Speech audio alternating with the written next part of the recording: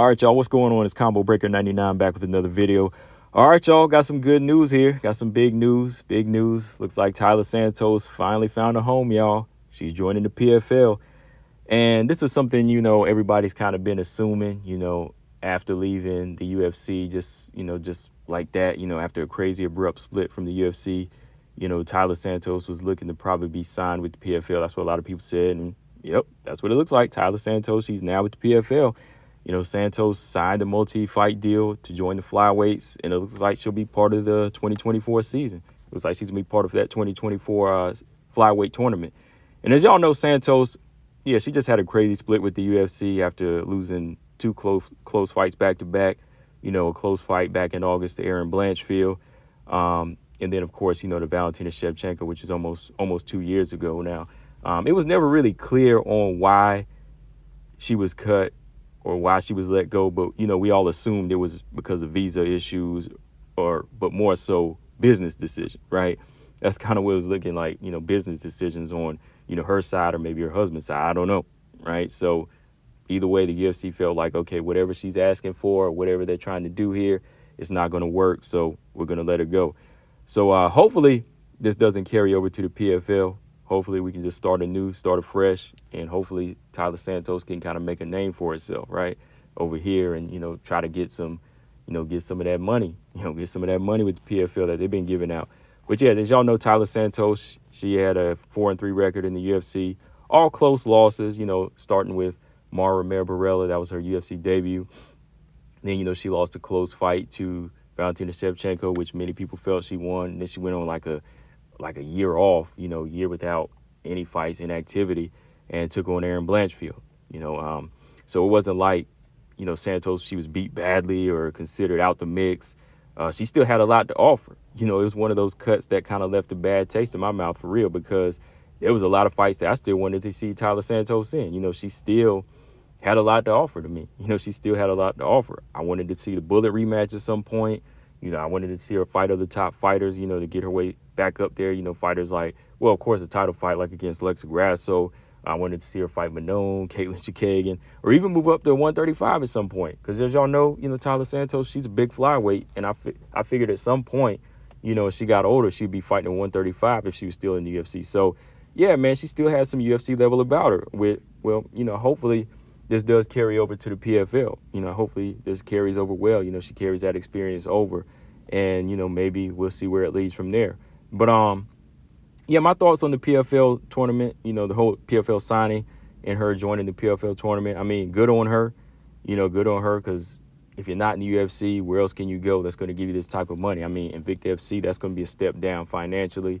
The only other option before was going to be Bellator, but now she's part of PFL/Bellator, right? So joining this tournament, she has the ability to build up her skills and pick up more money, which really skill-wise, Santos, she should be over the roster.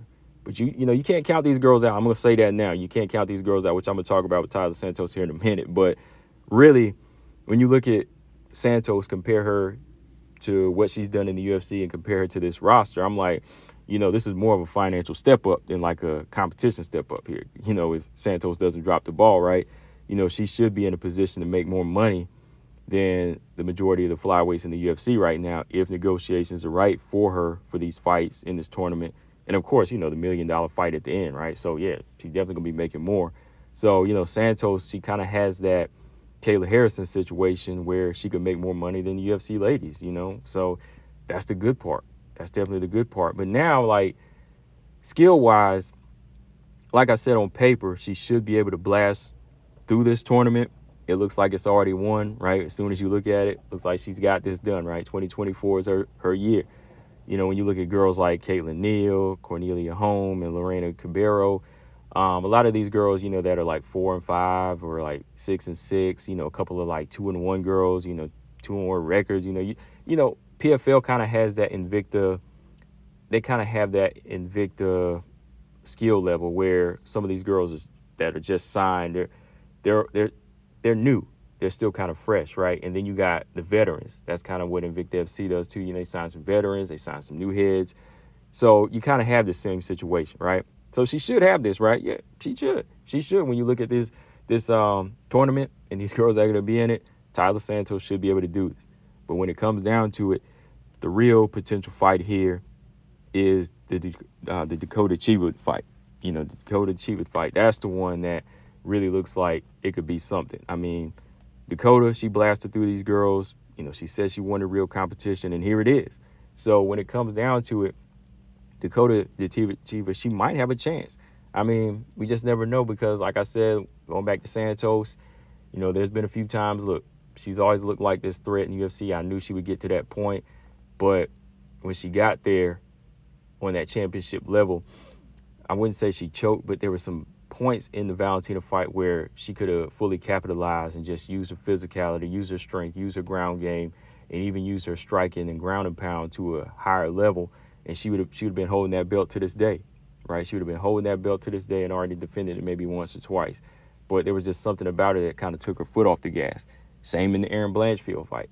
That was a close fight, but there were some moments in there where she didn't make the right adjustments. She could have had the fight won in the first round, but she kind of let it slip in the second and third round. So I'm wondering if that type of mental energy is going to be carried over into this fight, because when you look at a fighter mentally like Dakota Chiba, she may not have the experience or the full-on skills, but this girl, she's been finishing a lot of people right now, so that kind of puts her in that realm where, I'm untouchable.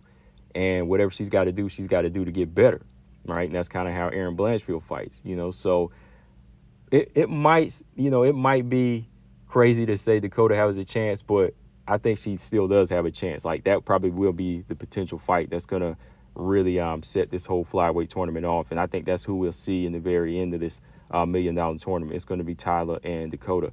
But yeah, good opportunity for Taila Santos. Winning this could lead to a PFL versus Bellator fight with the Bellator champion Liz Carmouche and other fights. There's some other fighters I'd like to see Taila Santos fight. Like what is her name? Justine Keesh. Just to kind of build herself up. Denise Kielholtz. That's an exciting fight. Yeah, and of course, like I said, the champion, that would be a good fight. The other former champion, I don't know why her name is not Alima Leigh McFarland, but the one that beat her name is just like escaping me right now. But y'all know who I'm talking about. So hopefully, this is going to be good for Taila Santos. Hopefully she can turn this into something financially for her, in this type of situation now since, she got cut from the UFC. But if she's able to win this thing, get some more experience on her resume, get that confidence built up, maybe this can lead back to a, full circle to the UFC. You never know. I would like to see her finish her career off in the UFC because that's where, that's where she went to get that.